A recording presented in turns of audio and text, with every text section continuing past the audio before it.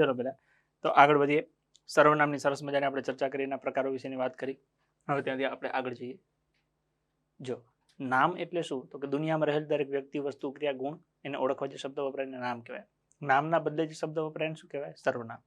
હવે નામના અર્થમાં વધારો કરે શું કે નામના અર્થમાં વધારો કરે તો એને શું કહેવાય વિશેષણ।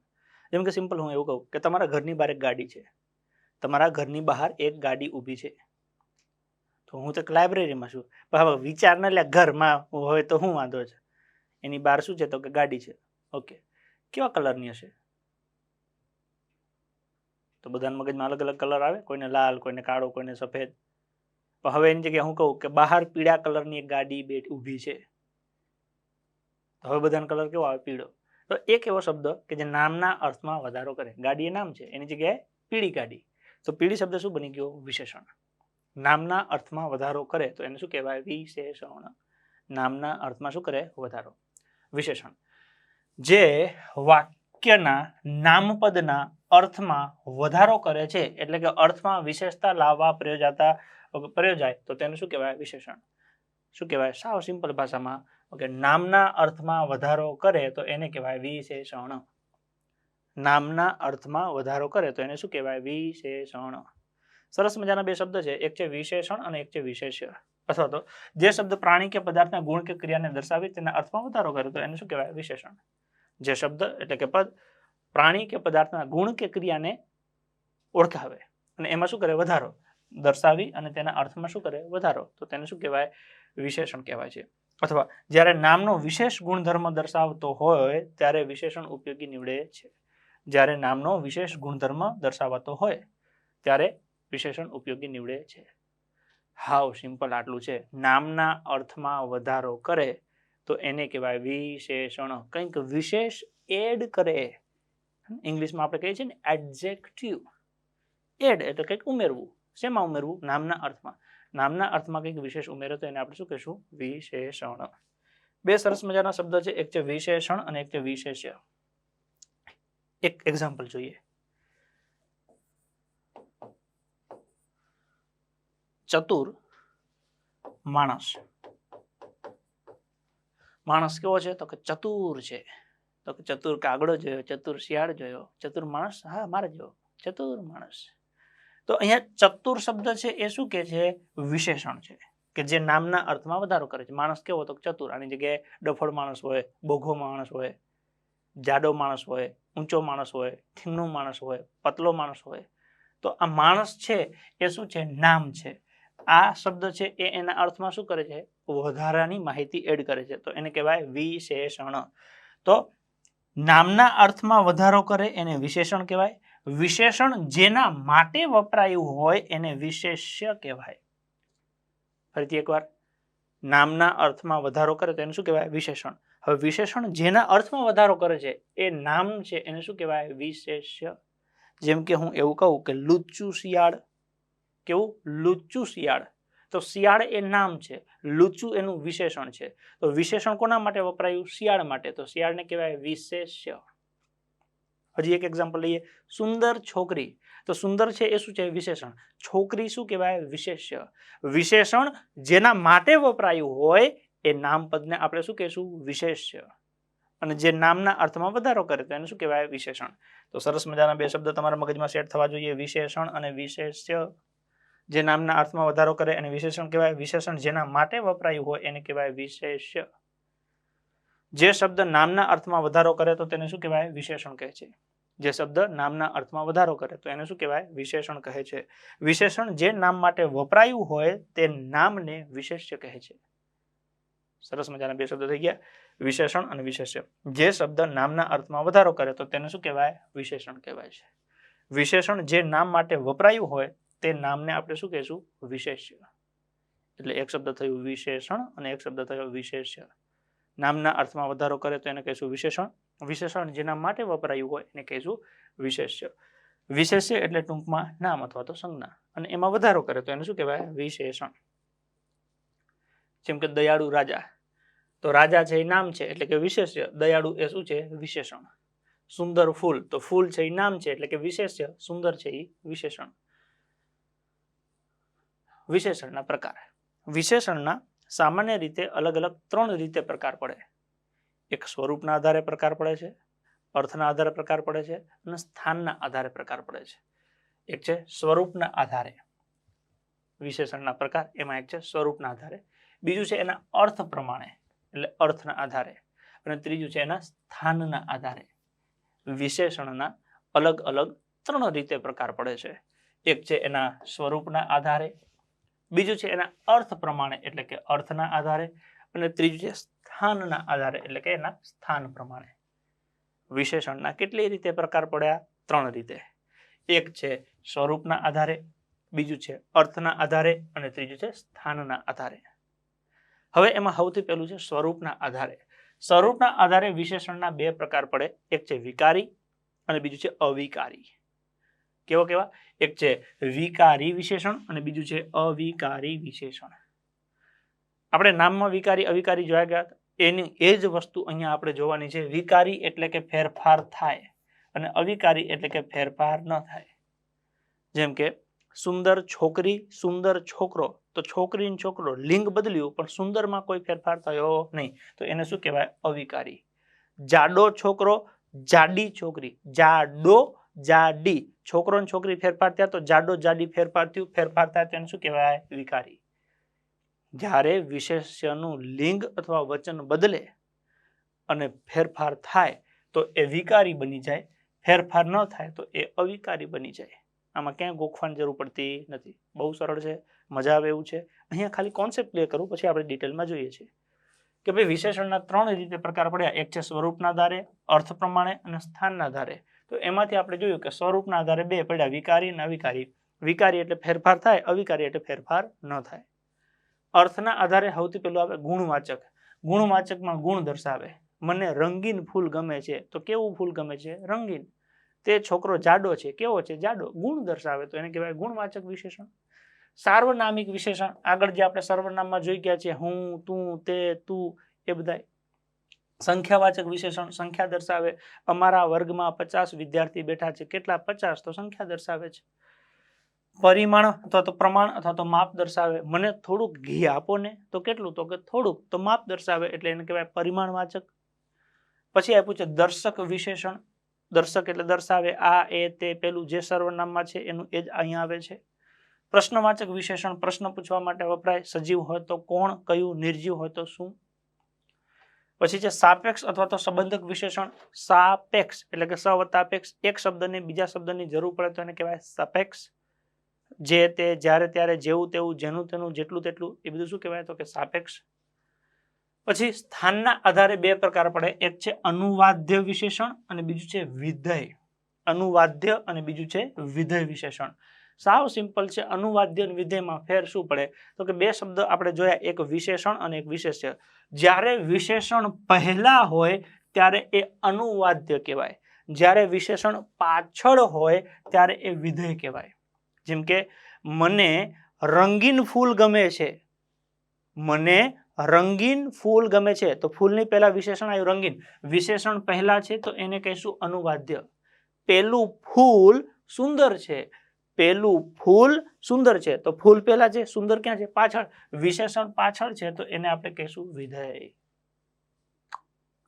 બોલો, આ છે વિશેષણના પ્રકાર. જો વિશેષણની વ્યાખ્યા સાવ સરળ છે.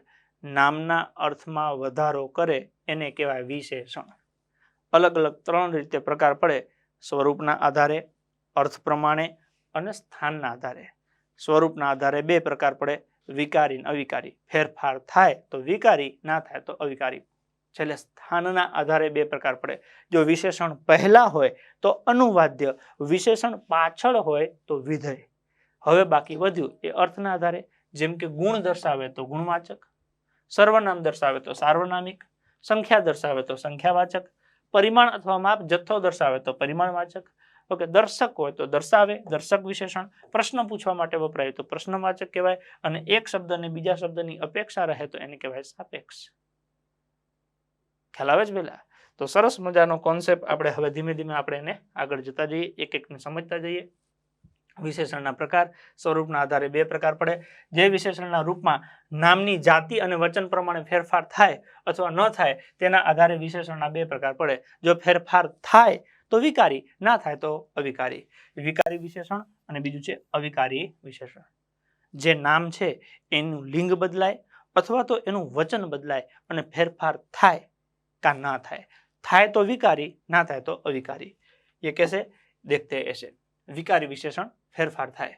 જે વિશેષણ નામના લિંગ કે વચન પ્રમાણે ફેરફાર થાય એટલે કે વિકાર થાય તો એને વિકારી કહેવાય. વિકાર એટલે બદલાવ, બદલાવ એટલે ફેરફાર, ફેરફાર થાય તો વિકારી, ના થાય તો અવિકારી. જેમ કે આ મોટી છોકરી છે તો છોકરી માટે શબ્દ વાપર્યો મોટી. આ મોટો છોકરો છે તો છોકરા માટે શબ્દ વાપર્યો મોટો. તો અહીંયા શબ્દ છે મોટી, અહીંયા શબ્દ છે મોટો. ફેરફાર થયો તો આ કહેવાય વિકારી વિશેષણ. કેવું કહેવાય? વિકારી. આ મોટા છોકરા છે. કેવા? મોટા. અહીંયા છોકરી માટે મોટી, છોકરા માટે મોટો, અને છોકરા બહુવચનમાં છે તો એના માટે વાપર્યું મોટા. આ મોટો છોકરો છે એક વચનમાં છે, આ મોટા છોકરા છે બહુવચનમાં છે. તો વચન બદલાય ફેર પડ્યું, અહીંયા લિંગ બદલાય ફેર પડ્યું. તો એ જ વસ્તુ કે છે કે નામના લિંગ કે વચન પ્રમાણે ફેરફાર થાય તો વિકારી, ના થાય તો અવિકારી. માટે આ મોટી, મોટો, મોટા એ કેવું કહેવાય? વિકારી વિશેષણ કહેવાય. કપડેલા વિકારી એટલે ફેરફાર થાય. તે ઊંચો માણસ છે, તે ઊંચી સાયકલ છે, અને પેલા ઊંચા ડુંગરો છે. તો અહીંયા ઊંચો, ઊંચી, ઊંચા ફેરફાર થાય છે એને કહેવાય વિકારી. આ નમણી છોકરી છે, આ નમણો છોકરો છે, આ નમણું છોકરું છે. ઓકે, લિંગ બદલાય છે, સ્ત્રીલિંગ છે, પુલ્લિંગ છે, નપુંસકલિંગ છે, એ પ્રમાણે બદલાય છે શબ્દ તો ફેરફાર થાય છે. ફેરફાર થાય વિશેષણમાં એટલે આપણે એને કહેશું વિકારી. એવા બીજા ઉદાહરણ છે નાનો, નાની, નાનું. ઓકે, કાળો, કાળી, કાળું, ઘણું, રૂપાળું, થોડું, પછી ધોળો, ધોળી, ધોળું, ઢીલો, ઢીલી, ઢીલું, લીલું છે, લીલા છે, મોટી, ડાહ્યો, નમણું, મોટું, આખું, પછી થોડી, રૂડું, ઊંચું વગેરે વિકારી વિશેષણ રૂપો છે. તમે બોલો ને તમને ખબર પડી જાય. કોઈ બી રેન્ડમલી તમે બોલો. ઓકે, ધારો કે ઢીલો. આ ઢીલો છોકરો છે, આ ઢીલી છોકરી છે, આ ઢીલું છોકરું છે. ફેરફાર થયું. ફેરફાર થાય તેને શું કહેવાય? વિકારી. ઉદાહરણ ક્યારે જીવનમાં ગોખવાના નહીં, કેમ કે એ તો અસંખ્ય હોઈ શકે. મૂળ એની વ્યાખ્યા મગજમાં થવી જોઈએ સેટ કે વિકારી એટલે ફેરફાર થાય અને અવિકારી એટલે ફેરફાર ન થાય. જે વિશેષણના નામ લિંગ વચન પ્રમાણે ફેરફાર થાય છે એટલે કે વિકાર થાય છે તો તે વિકારી વિશેષણ કહેવાય છે. અવિકારી વિશેષણ ફેરફાર ન થાય. જે વિશેષણમાં નામના લિંગ કે વચનમાં ફેરફાર થવાથી વિશેષણમાં ફેરફાર ન થાય એટલે કે વિકાર ન આવે તો એ અવિકારી વિશેષણ કહે છે. પેલો હોશિયાર છોકરો છે, પેલો હોશિયાર છોકરો છે. તો અહીંયા છોકરા માટે શબ્દ શું વાપરે છે? હોશિયાર. પેલી હોશિયાર છોકરી છે તો છોકરી માટે શબ્દ શું વાપરે છે? હોશિયાર. તે હોશિયાર છોકરા છે. તો અહીંયા છોકરો છે એક વચનમાં છે, ત્યાં છોકરા બહુવચનમાં છે. એટલે જો વચનમાં ફેર પડ્યો, પછી અહીંયા છોકરો છે, અહીંયા છોકરી છે, લિંગમાં ફેર પડ્યો, પણ આ હોશિયાર મારું બેટું હોશિયાર જ રહ્યું, એમાં કોઈ ફેરફાર થયો નથી. તો જ્યારે લિંગ કે વચન બદલે અને વિશેષણમાં કોઈ ફેરફાર ન થાય તો એ વિશેષણને કેવું કહેશું? અવિકારી. કેવું કહેશું? અવિકારી. તે દયાળુ લોકો છે એટલે બહુવચન થયું. તે દયાળુ છોકરી છે એટલે કે સ્ત્રીલિંગ થયું. તે દયાળુ છોકરો છે એટલે કે પુલ્લિંગ થયું. દયાળુમાં કોઈ ફેરફાર થતો નથી તો એને શું કહેશું? અવિકારી વિશેષણ. ભારતના લોકો મહેનતુ છે, તે બહેન બહુ મહેનતુ છે. ભારતના વિદ્યાર્થી મહેનતુ છે એટલે સખત અને શ્રેષ્ઠ પરિણામ લાવે છે અને એમાં મોટાભાગના એન્જલ એકેડેમી સાથે સંકળાયેલા હોય છે. તો આ જે મહેનતુ છે એમાં કોઈ ફેરફાર થતો નથી તો એને આપણે શું કહેશું? અવિકારી વિશેષણ. એવા બીજા કેટલાક ઉદાહરણ છે. મહાન, તે મહાન પુરુષ છે, તે મહાન સ્ત્રી છે, તે મહાન બાળક છે. કાંઈ ફેર પડતો નથી. શુદ્ધ, બુદ્ધિશાળી, દયાળુ, મહેનતુ, સ્વચ્છ, સુંદર, હોશિયાર, પ્રમાણિક, વિશાળ, માયાળુ, કૃપાળુ, કઠોર, નરમ, કઠણ, સામાન્ય વગેરે છે એ અવિકારી વિશેષણ છે. કોઈ પણ શબ્દ લઈ લો એનાથી કંઈ ફેર પડશે નહીં. ફેર પડે તો વિકારી, ન પડે તો અવિકારી. આ થયા સ્વરૂપના આધારે બે પ્રકાર. કેવા? સ્વરૂપના આધારે બે પ્રકાર. ફેરફાર થાય તો વિકારી, ના થાય તો અવિકારી. ચલો પછી જે વિશેષણમાં નામના લિંગ કે વચનમાં ફેરફાર થવાથી વિશેષણમાં ફેરફાર ન થાય એટલે કે વિકાર ન થાય તો એ શું કહેવાય? અવિકારી વિશેષણ કહે છે. ફેરફાર ન થાય તો એને શું કહેવાય? અવિકારી. ફેરફાર થાય તો એને કહેશું વિકારી. હવે છે અર્થ પ્રમાણે વિશેષણના પ્રકાર. અર્થના આધારે આપણે અલગ અલગ પ્રકાર જોયા હતા. ગુણવાચક જોયું, સંખ્યાવાચક જોયું, પરિમાણવાચક જોયું. તો એ બધા વિશે એક એક કરીને આપણે જોતા જઈએ ડિટેલમાં. સૌથી પહેલું છે ગુણવાચક વિશેષણ. ગુણવાચક વિશેષણમાં શું મહત્વનું છે? શબ્દમાં ગુણ દર્શાવે. વિશેષ્યનો ગુણ બતાવનાર શબ્દને ગુણવાચક વિશેષણ કહેવાય છે. વિશેષ્ય એટલે કે નામનો ગુણ બતાવે તો એને કહેવાય ગુણવાચક વિશેષણ. અથવા તો નામના ગુણ બતાવનાર શબ્દને ગુણવાચક વિશેષણ કહેવાય છે. નામના ગુણ બતાવનાર શબ્દને ગુણવાચક વિશેષણ કહેવાય છે. જેમ કે મને રંગીન ફૂલ ગમે, તો ફૂલ કેવું ગમે? રંગીન. તો રંગીન શબ્દ છે એ શું કહેવાય? ગુણ દર્શાવે છે, ગુણવાચક વિશેષણ. જાડો માણસ દોડી ન શકે, કેવો માણસ? જાડો માણસ, ગુણ દર્શાવે છે, ગુણવાચક વિશેષણ. પેલી દેખાવડી છોકરી ક્યાં છે? છોકરી કેવી? દેખાવડી, ગુણ દર્શાવે છે, તો એને શું કહેશું? ગુણવાચક વિશેષણ. નમ્ર માણસ તરત ઓળખી શકાય છે, માણસ કેવો? તો કે નમ્ર, તો નમ્ર શું કહેવાય? ગુણદર્શક વિશેષણ. ખારો ખારો દરિયો, મીઠો મધુર નદી, તો દરિયો કેવો? તો કે ખારો, તો એ શું કહેવાય? ગુણવાચક વિશેષણ. કપટી માણસ વિદ્યા ચોરી લે છે, માણસ કેવો? કપટી, તો કપટી શું કહેવાય? ગુણવાચક વિશેષણ. બોલકો છોકરો બધા કામ પણ કરે, તો કેવો છોકરો? બોલકો, તો એ શું કહેવાય? ગુણવાચક વિશેષણ. સૂર્ય પીળો તડકો લાવે છે, તડકો કેવો? પીળો. ગોળ વિના મોળો કંસાર, માત વિના સોનો સંસાર, કંસાર તો કે કેવો? તો કે મોળો. તો આ બધા શબ્દોમાં તમે જુઓ ગુણ દર્શાવે છે, અને ગુણ દર્શાવે છે એટલે જ આપણે એને શું કહીશું? ગુણવાચક વિશેષણ. ફળિયાની દરેક બાજુ લાંબી દિવાલ હતી, કેવી દિવાલ? લાંબી દિવાલ, તો એ શું કહેવાય? ગુણવાચક વિશેષણ. કેવું? ગુણવાચક વિશેષણ. સફેદ કબૂતર ઉડ્યું, કેવું? તો કે સફેદ. બાપુજીએ શહેરમાં ભવ્ય મકાન ખરીદ્યું, કેવું? ભવ્ય. તો આ બધા શબ્દ ગુણ દર્શાવે છે, એને કહેશું ગુણવાચક વિશેષણ. મને રંગીન ફૂલ ગમે, તો આ બધા રંગીન ફૂલ છે. જાડો માણસ દોડી ન શકે, કેવો માણસ? તો કે જાડો માણસ. પેલી દેખાવડી છોકરી ક્યાં? એ સપનામાં જ તને આવે છે, નોકરી નહીં આવે ત્યાં સુધી નહીં આવે. નમ્ર માણસ તરત જ ઓળખી શકાય છે, કેવો? મારા નમ્ર માણસ, મારા જેવો. બોલકો છોકરો બધા કામ પણ કરે, કેવો છોકરો? બોલકો છોકરો, તમારા જેવો. સૂર્ય પીળો તડકો લાવે છે, કેવો? તો કે પીળો તડકો લાવે છે. ફળિયાની દરેક બાજુ લાંબી દિવાલ હતી, દરેક બાજુ લાંબી દિવાલ હતી, ચાઇના દિવાલ ટાઈપ છે. સફેદ કબૂતર ઉડ્યું, બસ કરી લે ભાઈ. ગુણવાચક વિશેષણના કેટલાક પેટા પ્રકાર છે એ પણ જોઈએ. સ્વાદવાચક, સીધી વસ્તુ છે, આમાં ગોખવા જેવું છે જ ને, ખાલી બસ સ્વાદ, તો સ્વાદ. જેમાં સ્વાદ વિશેનો અર્થ દર્શાવ્યો હોય તો તેને સ્વાદવાચક વિશેષણ કહેવાય છે. જેમ કે મીઠો, તીખો, કડવો, વાસી, ખાટો, ખારો, ગળ્યો, આ બધા શું છે? સ્વાદ છે. જેમાં સ્વાદ વિશેનો અર્થ દર્શાવ્યો હોય તો બધા સ્વાદવાચક વિશેષણ કહેવાય છે. અલગ અલગ સ્વાદ તમને આવશે આઈટમ પ્રમાણે. રંગવાચકમાં રંગ દર્શાવે છે, જે વિશેષણના રંગને ગુણધર્મ દર્શાવતું હોય તો તેને રંગવાચક વિશેષણ કહેવાય છે. ધોળો, પીળો, કાળો, રાખોડી, લાલ, સોનેરી, લીલો, રૂપેરી, મોરફીન, જાંબુડિયો વગેરે રંગવાચક વિશેષણ સૂચવે છે. આ બધા રંગ છે, જાની, વાલી, પીના, રા. રૂપવાચક, જે વિશેષણના રૂપનો ગુણધર્મ દર્શાવતું હોય તો તેને રૂપવાચક વિશેષણ કહેવાય છે. નમણો, કદરૂપો, સ્વરૂપવાન, સુંદર, દેખાવડો વગેરે રૂપવાચક વિશેષણો છે. જેમાં વિશેષણના રૂપનો ગુણધર્મ દર્શાવતું હોય તો તેને રૂપવાચક વિશેષણ કહેવાય છે. હાટ છોટો ચીકુ ચીકુ ધ્યાન ભાગી એ ભાઈ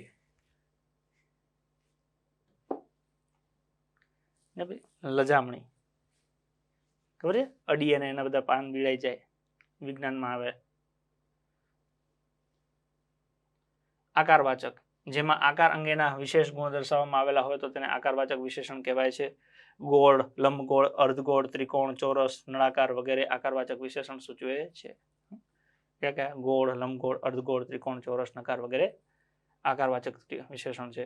આકાર તો બધા આપણા મગજમાં છે જ તે હારા હારા, ગોળ ને લંબગોળ ને ચોરસ ને શંકુ. એક પ્રશ્ન આનો પૂછાય છે કે રૂપિયાનો અથવા તો કોઈ બી સિક્કો હોય એનો આકાર કેવો હોય?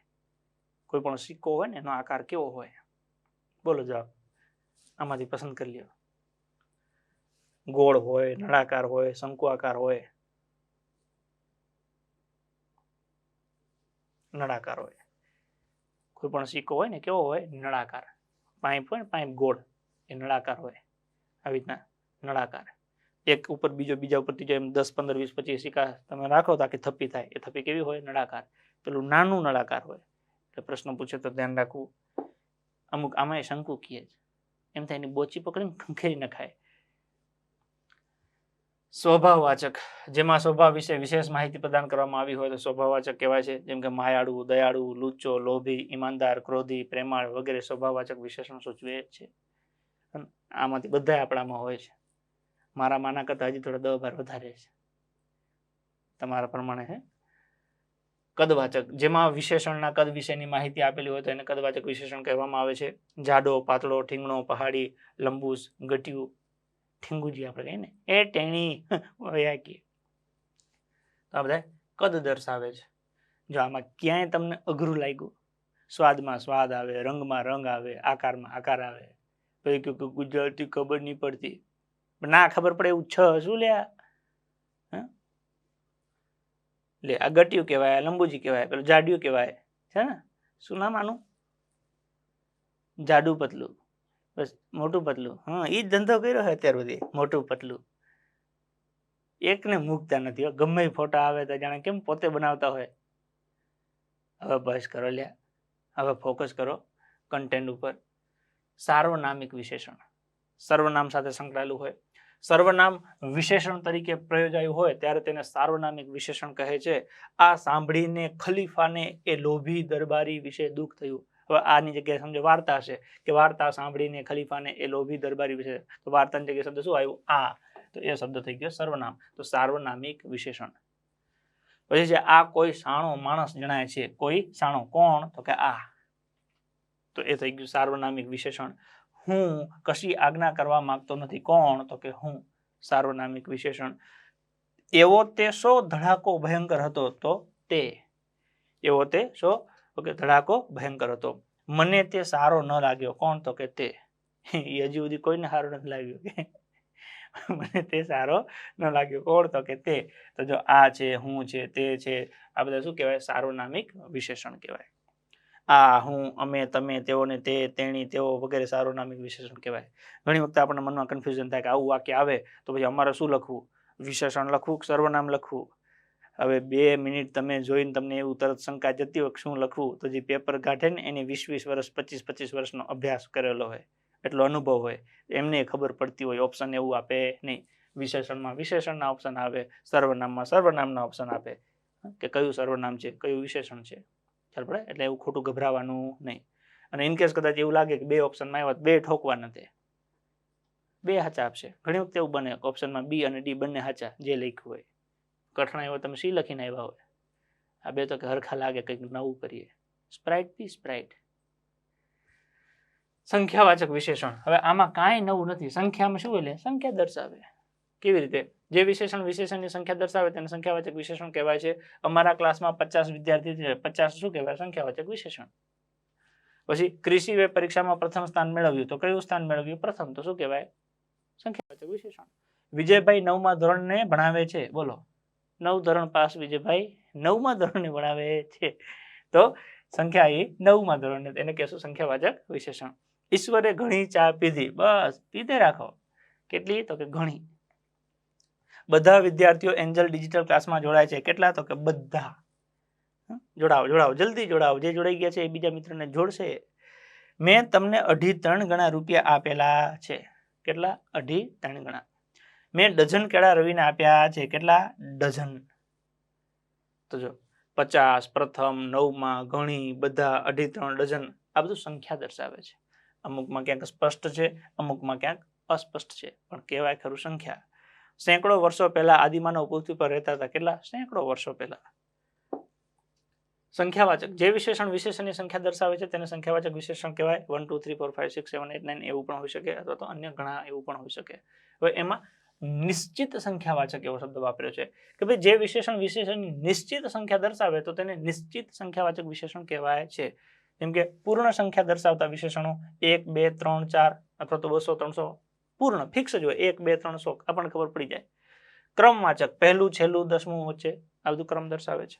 સંખ્યા તો કે સંખ્યાનો સમૂહ દર્શાવે. ચોકો, પંજો, દસકો, સેંકો, સેંકડો, તો સમૂહ દર્શાવે. દસકો એટલે 10, સેંકડો એટલે 100, એવું કહેવાય ને. કોડી એટલે 20. સંખ્યાનો ભાગ દર્શાવતા હોય તો પા, પોણા, સવા, અડધો. સંખ્યા કેટલા ગણી છે? 1 વડું, 2 વડું, દોઢું, સવાયું, 3 ગણું. અનિશ્ચિત સંખ્યા માટે થોડું, ઘણું, પુષ્કળ, વધુ, ઓછું. તો આ પ્રમાણે કોઈ પણ રીતે સંખ્યા દર્શાવે છે.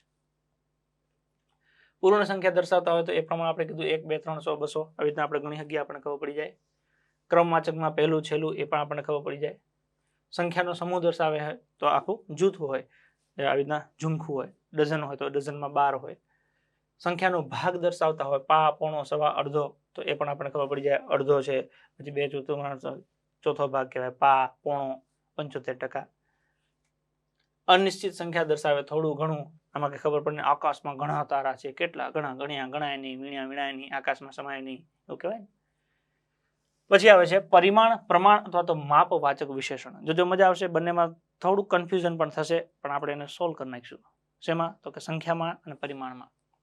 પ્રત્યેક વસ્તુને કે પદાર્થનું કોઈ ચોક્કસ માપ હોય છે, વસ્તુને અમુક કદ હોય છે. આમ જથ્થામાં રહેલ કોઈ પણ વસ્તુનું માપ દર્શાવવા જે શબ્દ વપરાય છે તેને પરિમાણવાચક વિશેષણ કહેવાય છે. શબ્દ ખાસ યાદ રાખીશું, જથ્થામાં. શું યાદ રાખીશું? જથ્થામાં. પરિમાણવાચક વિશેષણ એક માપ છે, તેથી તેને ગણી શકાતું નથી, માપી કે તોલી શકાય. શું આપણે દુકાનમાં જઈએ કે 4224 ચોખા હાલો, આપણે એવું કહીએ ભાઈ કિલો ચોખા હાલો કે 250 હાલો 500 હાલો. આપણે ગણી ન શકાય, તોલી કે માપી શકાય. સૂચક શબ્દમાં વિશાળ, અગમ્ય, મણ, પ્યાલો, ખોબો, અતિશય, અઢળક, ઘણું, અધિક, અનહદ વગેરે માપવાચક વિશેષણો સૂચવે છે. જેમ કે તપેલીમાં ઘણું દૂધ છે, તપેલીમાં ઘણું દૂધ છે, તો એવું ના કહેવાય 428 ટીપા છે. તોલી કે માપી શકાય કે 250 ગ્રામ છે, 250 ml છે, તો 500 ml છે. તો તપેલીમાં ઘણું દૂધ છે. હવે ઘણી વખત આપણને એવું થાય કે ભાઈ અમારા ઘરે થોડાક મહેમાન આવ્યા છે, અમારા ઘરે થોડાક મહેમાન આવ્યા છે, અમારે ઘરે થોડુંક દૂધ છે. તો હવે આ થોડુંક ને થોડાક ખબર કઈ રીતના પડે, સંખ્યા કે પરિમાણ? તો જ્યારે તમે કોઈ વ્યક્તિ વસ્તુને ગણી શકો ને તો એને જવા દેવાનું સંખ્યામાં, અને ગણી ન શકો તો એને નાખી દેવાનું પરિમાણમાં. તમે એવું કહો મારા ઘરે થોડાક મહેમાન આવ્યા છે, ગણી શકો? ગણી શકો ને? શ્યોર ગણી શકાય, કેમ કે આપણે ઘરની કેપેસિટી ખબર 10 થી વધારે 11 માં જ નહીં, તો એ 11 ની અંદર જ હોય. 7 જણા આવ્યા જ કે મને જોવા, ના પાડી દીધી. કેમ તો હજી તૈયારી ચાલુ છે, ચાલુ રાખો કે. તો ગણી શકાય એને શેમાં નાખવાનું? સંખ્યામાં. પણ એવું કહેવાય કે મારા ઘરે થોડુંક દૂધ પડ્યું છે, તો દૂધને ગણી શકાય? ના. માપી કે તોલી શકાય, ગણી શકાય નહીં, તો એને શેમાં નાખવાનું? પરિમાણમાં. એટલે જ્યારે પણ સંખ્યા અને પરિમાણમાં તકલીફ પડે, કન્ફ્યુઝન થાય, ત્યારે બિલકુલ ગભરાવાનું નહીં. સિમ્પલ વિચારવાનું, ગણી શકાય તો સંખ્યા, ન ગણી શકાય તો પરિમાણ. મારા ઘરની બહાર થોડાક જૂતા પડ્યા છે, બોલો ગણી શકાય? હા. ગણી શકાય તો સંખ્યા, ન ગણી શકાય તો પરિમાણ. મારા ઘરની બહાર થોડા કાંકરા પડ્યા છે, ગણી શકાય? ગણી શકાય તો સંખ્યામાં, ના ગણી શકાય તો પરિમાણમાં. નદીમાં થોડું પાણી છે, હવે થોડું પાણી છે, થોડું ગણી શકાય? ના, તો શેમાં નાખવાનું? પરિમાણમાં. દરિયામાં અઢળક પાણી છે, ગણી શકાય? ના, તો શેમાં નાખવાનું? પરિમાણમાં. લગ્ન પ્રસંગે ઘણી છાશ હોય છે, ગણી શકાય? ના, પરિમાણ. ફળિયામાં વિશાળ વડનું ઝાડ છે, કેવું વિશાળ, તો શું થઈ ગયું? પરિમાણ. તે એક પ્યાલો પાણી પી ગયો, કેટલું? પ્યાલો, તો શું થઈ ગયું? માપ. મને થોડો હલવો આપો ને, કેટલો? તો કે થોડો, માપ થઈ ગયું. શિયાળામાં અતિશય ઠંડી પડે છે, કેવી? અતિશય. તો આ શબ્દ છે એ બધા શું દર્શાવે છે? પરિમાણ, પ્રમાણ અથવા તો માપ દર્શાવે છે. મણ બાજરી લાવો, કેટલી? મણ. તેઓ પાસે અઢળક સંપત્તિ છે, કેટલી? અઢળક. તો આ બધા શબ્દ છે એ શું દર્શાવે છે? પરિમાણ દર્શાવે છે. તેમના કારણે મને અધિક લાભ થયો, કોના? તો કે તેમના કારણે. મારી વાત સાંભળીને પપ્પાને અનહદ આનંદ થયો. હા, કેમ? તો કે હું ઓર્ડર લઈને આવ્યો હતો. વાહ, ગજબ છે. સાર્વનામિક વિશેષણ. સર્વનામ આધારે વિશેષણને નીચે મુજબના પ્રકાર આપણે પાડી અને અલગ પાડી શકીએ. જેમ કે એક છે દર્શક સર્વનામ. દર્શક સર્વનામ આપણે જોયું તો દર્શાવવા માટે વપરાય. આ, એ, તે, પેલું સેમ વસ્તુ અહીંયા વિશેષણમાં વપરાય છે. જે વિશેષણ નજીકના કે દૂરના વસ્તુ, પ્રાણી કે પદાર્થને દર્શાવવા માટે વપરાય છે તો તેને દર્શક વિશેષણ કહેવાય છે. નજીક હોય તો આ, એ, દૂર હોય તો તે અને પેલું. સૂચક શબ્દ એ, આ, તે, પેલું, પેલી જેવા વગેરે દર્શક વિશેષણમાં પણ સૂચવે છે. ઉદાહરણ તરીકે આ મારી દીકરી છે, આ મારી દીકરી છે, નજીક છે તો શબ્દ શું વાપર્યો છે? આ. પેલું ઝાડ આંબાનું છે, એ પેલું દેખાય કેરી વાળું, તો કે એ શું છે? પેલું ઝાડ આંબાનું છે. દૂર હોય તો તે અને પેલું. મોનું એ રહ્યું સીતાફળ, મોનું એ રહ્યું સીતાફળ દેખાડે, મોનું એ રહ્યું સીતાફળ, તો દર્શાવવા માટે શું વપરાય છે? એ. પેલું ખેતર અનાજથી ભરેલું છે, કયું? તો કે પેલું ખેતર. નજીક હોય તો આ, એ, દૂર હોય તો તે અને પેલું. તે છોકરાઓ મેદાનમાં રમી રહ્યા છે, કોણ? તે છોકરાઓ મેદાનમાં રમી રહ્યા છે. પેલી છોકરી હોશિયાર છે. કઈ? તો કે પેલી છોકરી હોશિયાર છે. હોશિયારમાં માથે મીંડું આવે નહીં, જોડણી યાદ રાખવી. આ સાડી લાવો તો, આ સાડી લાવો તો. કઈ? તો કે આ નજીક છે એટલે આ. એ રહ્યું મામાનું ઘર, એ રહ્યું મામાનું ઘર. મામાનું ઘર કે એટલે દીવો બળે એટલે. એવું કહેતા એ રહ્યું મામાનું ઘર કે. તો આ બધા દર્શક છે. દર્શક શેના માટે વપરાય? દર્શાવવા માટે. આ મારી દીકરી છે. ઓકે, આ તમારી દીકરી છે. પેલું ઝાડ આંબાનું છે, પેલું ઝાડ આંબાનું છે. સરસ મજાની કેરીઓ આવી છે. મોનું આ રહ્યું સીતાફળ, સીતાફળ. મોનું રીસાઈ ગયું છે. પછી જે પ્રશ્નવાચક વિશેષણ, જે વિશેષણ પ્રશ્ન પૂછવા માટે વપરાય છે તેને પ્રશ્નવાચક વિશેષણ કહેવાય છે. આપણે જોયું તો સજીવ તો કોણ અને કયું, નિર્જીવ તો શું અને એવું હતું ને, સજીવ તો કોણ અને કોને, નિર્જીવ તો શું અને કયું. કોણ, કોણે, શું, કોના, ક્યાં, કેવી રીતે, શેને, શેનો, ક્યારે, પછી કેવી, કેટલું, કયું વગેરે જેવા શબ્દ પ્રશ્નવાચક વિશેષણ તરીકે વપરાય છે. પ્રશ્નવાચક વિશેષણમાં પ્રશ્નાર્થ ચિહ્ન હશે જ તે. પ્રશ્નવાચક હોય એટલે છેલ્લે પ્રશ્નાર્થ તો હશે જ તે. કોણ આવ્યું હતું? તો કે સમ્રાટ સામત ગઢવી આવ્યો હતો. કોણ એની જગ્યાએ, નામની જગ્યાએ કોણ પૂછ્યું. રામાયણ કોણે લખ્યું છે? કોણે લખ્યું છે? વાલ્મીકીજી લખ્યું છે ને. વેદવ્યાસે તો મહાભારત લખી છે ગણેશજીના હસ્તે. પછી તમારે શું કામ છે? તો કે બિલકુલ નવરા બેઠા હતા, ટાઈમ પાસ. એવું ના કહેવાનું, અમારે કે વાંચવાનું છે. તમે કયું પુસ્તક ખરીદ્યું? તો કે એન્જલ એકેડેમીનો આખે આખો સેટ ખરીદી લીધો છે, એક પુસ્તક બાકી રાખ્યું નથી. હવે પેપર આવે એટલે સોતરા પણ દઉં. કસ્તુરબા કોના પુત્રી હતા? કોના પ્રશ્ન પૂછ્યો છે. ત્યાં કોણ મહેમાન આવ્યા છે? ફરી મહેમાન આવ્યા. હવે વાત નથી કરવાની. તમે ક્યાં જવાના છો? Angel academy Raysan. તો ક્યાં જવાના છો? કેવી વાત કરો છો? તો કે ભાઈ સારી વાત કરો છો. સારી જગ્યાએ શું પૂછ્યું? કેવી વાત કરો છો? પ્રશ્ન પૂછ્યો. ગાંધીજીનો જન્મ ક્યાં થયો હતો? તો ક્યાં થયો હતો? પ્રશ્ન પૂછ્યું છે. ગીતામાં શેનો બોધ છે? તો શેનો બોધ છે? તમે કેટલું સોનું ખરીદશો? કેટલું ખરીદશો? તમે ક્યારે જશો? જવા માટે અમે આયા જ નહીં હો કે. હા, ચલો તો આ તો પ્રશ્નવાચક વિશેષણ. પ્રશ્નાર્થ હોય. શું હોય? તો કે પ્રશ્નાર્થ હોય. પછી છે સાપેક્ષ અથવા તો સંબંધક. સાપેક્ષ એટલે સંબંધકમાં ખબર પડે એટલે એકને બીજાની જરૂર પડે. જે તે, જેવું તેવું, જ્યારે ત્યારે, જેનું તેનું, જેટલું તેટલું. એ જે વિશેષણ એકબીજા સાથે વાપરવાની જરૂર કે અપેક્ષા રહે છે તેને સાપેક્ષ વિશેષણ કહે છે. જેવો, તેવો, જેવું, તેવું, જે, તે, જ્યારે, ત્યારે, જેમ, તેમ વગેરે જેવા શબ્દો સાપેક્ષ વિશેષણ સૂચવે છે. જેવું કામ કરશો તેવું ફળ પામશો. જેવું તેવું. જેમ મારા માતા પિતા કહેશે તેમ હું કરીશ. જેમ તેમ. જો તેમણે જણાવ્યું હોત તો મદદ કરત. જો તો. જ્યારે પરીક્ષા આવશે ત્યારે પાસ થઈશ. જ્યારે ત્યારે. જ્યારે તમે આવ્યા ત્યારે જ હું ગયો. જ્યારે ત્યારે. જે મહેનત કરે તે સફળ થાય. જે તે. જે કરો તે જોઈ વિચારીને કરજો. જે તે. જેવો વ્યક્તિ તેવો વ્યવહાર. જેવો તેવો. તો આ બધા શું કહેવાય? સાપેક્ષ. એક શબ્દને બીજા શબ્દની અપેક્ષા રહે તો એને શું કહેવાય? તો કે સાપેક્ષ વિશેષણ. સર્વનામમાં પણ આવે, અહીંયા પણ આવે છે. સ્થાનના આધારે વિશેષણના પ્રકારમાં આપણે બે જોયા.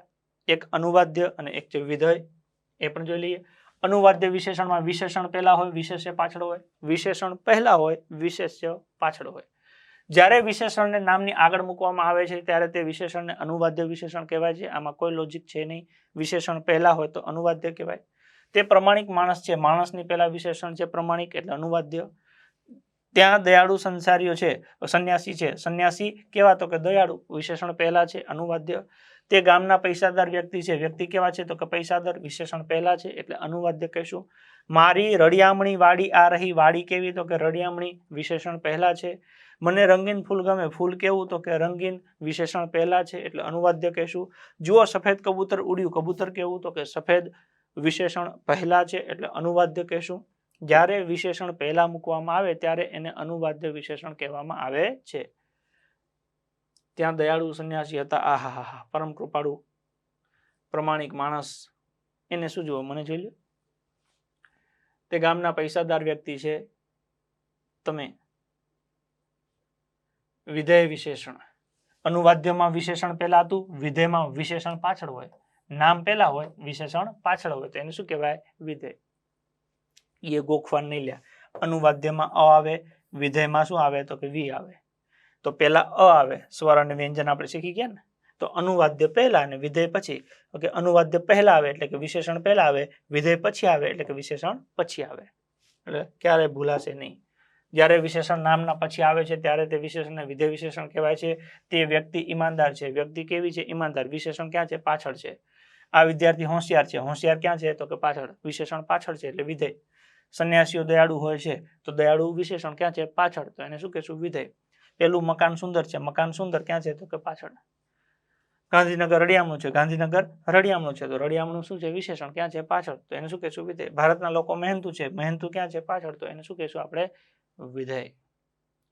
અનુવાદ્યમાં વિશેષણ પહેલા હોય, વિધેયમાં વિશેષણ પછી હોય. વિશેષણનું પણ વિશેષણ, આહા ગજબ છે. જ્યારે વિશેષણ માટે પણ વિશેષણ વપરાતું હોય ત્યારે તેને વિશેષણનું વિશેષણ કહેવાય છે. જેમ કે તે ઘણો દાની વ્યક્તિ છે. વ્યક્તિ કેવો? દાની. અને એની આગળ પાછળ શું લખ્યું? ઘણું. તે ઘણો દાની વ્યક્તિ છે, વિશેષણનું વિશેષણ. નદીમાં ખૂબ ઠંડુ પાણી હતું. પાણી કેવું? ઠંડુ એટલે વિશેષણ. ઓકે, એની આગળ પાછું ખૂબ. નદીમાં ખૂબ ઠંડુ પાણી હતું. ત્યાં ઘણા રંગબેરંગી ફૂલો હતા. ફૂલો કેવા? રંગબેરંગી. અને એ પાછા કેવા? ઘણા. વિશેષણનું વિશેષણ. પછી તે મોટામાં મોટો દેશ છે. દેશ કેવો? મોટો. એની આગળ શું છે? મોટામાં. મોટામાં મોટો દેશ છે. તો વિશેષણનું શું કહેવાય? વિશેષણ. તો આ હતું વિશેષણ. શું યાદ રાખીશું તો કે વિશેષણના પ્રકાર 3 રીતે પડે: સ્વરૂપના આધારે, અર્થ પ્રમાણે અને સ્થાનના આધારે. સ્વરૂપના આધારે 2 ભાગ પડે, એક આવે વિકારી અને એક આવે અવિકારી. વિકારી એટલે ફેરફાર થાય, અવિકારીમાં ફેરફાર ન થાય. પછી સ્થાનના આધારે 2, અનુવાદ્ય અને વિધેય. અનુવાદ્યમાં શું યાદ રાખવાનું? વિશેષણ પહેલા, વિશેષ્ય પછી. વિધેયમાં વિશેષ્ય પહેલા, વિશેષણ પછી. પછી ગુણ દર્શાવે તો ગુણવાચક કહેવાય, સંખ્યા દર્શાવે તો સંખ્યાવાચક કહેવાય, પરિમાણ દર્શાવે તો પરિમાણવાચક કહેવાય. બરાબર? જે એનું નામ છે એ જ એનું ગુણ છે. એમાં કંઈ યાદ રાખવાની જરૂર પડતી નથી. પછી 3 તો સેમ રિપીટ થયા. દર્શક તો કે દર્શકમાં આ એ તે પેલું દર્શાવે, પ્રશ્નવાચકમાં પ્રશ્ન પૂછે છે, સાપેક્ષમાં એક શબ્દ અને બીજા શબ્દની જરૂર પડે છે. ખ્યાલ પડશે? ખૂબ સરળ છે, મજા આવે એવું છે અને આનંદની સાથે માર્ક્સ હંમેશાના માટે મળે એવું છે. તો સરસ મજાની તૈયારી કરો, વ્યવસ્થિત ગુનગુનાવતા રહો, મારી સાથે બોલતા રહો, શાંતિથી મોઢે લખતા રહો અને પછી જો માર્ક્સ આવે છે મોજ આવી જાય. ક્લિયર? ચલો તો મળીએ નવા વિડીયોમાં નવી માહિતી સાથે. ત્યાં સુધી બસ જોતા રહો એન્જલ એકેડમી ડિજિટલ ક્લાસ, મારી એટલે કે સમ્રાટ સામંત ગઢવી સાથે. ત્યાં સુધી જય હિન્દ, જય ભારત.